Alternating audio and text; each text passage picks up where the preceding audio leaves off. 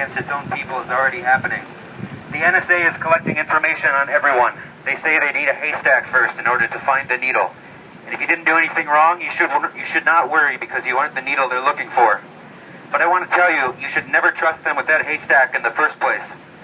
We're fortunate to live under the subjection of one of the least oppressive governments in history, and yet make no mistake, we do live under their subjection. I don't know if any of you remember the scene in St. Paul 5 years ago during the Republican National Convention there. I went down to check things out. The entirety of downtown was blocked off with concrete barricades, fences, sandbags. The police and the soldiers and Homeland Security were there. They were deployed and forced to keep the people under control. It was chilling. I saw 100 people get arrested all at once by riot police, merely for marching peacefully. They used the same tactics in Denver for the DNC that year, the Democratic National Convention. There were soldiers on the streets of our cities patrolling with assault rifles to protect against us. I only bring it up now to remind you that even in this, one of the most free nations, you're only free to do as you please until they tell you not to. I realized that day.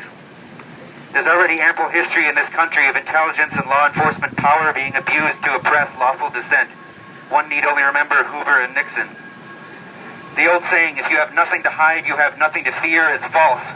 Besides being false, it's irrelevant. All of us have something to hide. No one in this crowd has never broken a law in their lives, so the moment you draw their attention, you're at their mercy. All they have to do is go back into the haystack and look for you. So what kind of effect do you think that has on free speech and free action when we all dare not to draw their attention? To appropriate a phrase spoken by Edward Snowden, who leaked the recent NSA revelations, if they know everything about you, it's a simple matter to go back in time and derive suspicion from an innocent life.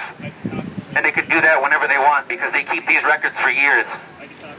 Does that make you feel like a citizen of a free state or a subject? Polls show that at least half of voting Americans think what the NSA is doing is wrong, and yet most of these won't be here today. You are, and I'm glad for it. You are the beginning. This small protest will not change the course of the nation in one day. You know that, even the most fervent among you, and I'm not going to stand here and lie to you to make us all feel like it will.